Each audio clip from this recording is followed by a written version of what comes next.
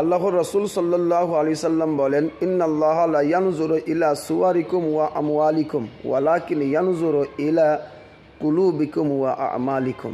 তথা নিঃসন্দেহে আল্লাহ পাক তোমাদের চেহারা এবং সম্পদের দিকে তাকান না, তোমাদের হৃদয়, মন, দিল এবং আমলের দিকে তাকান। সুতরাং আমলটা ভালো আছে কি না, দিলটা পরিষ্কার আছে কি না, আল্লাহ পাক এই দিকে তাকান।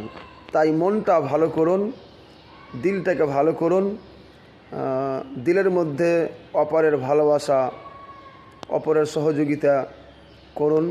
কিন্তু আজকাল দেখা যায় ওপরটা খুব সুন্দর কিন্তু মনটা অতিরিক্ত নোংরা।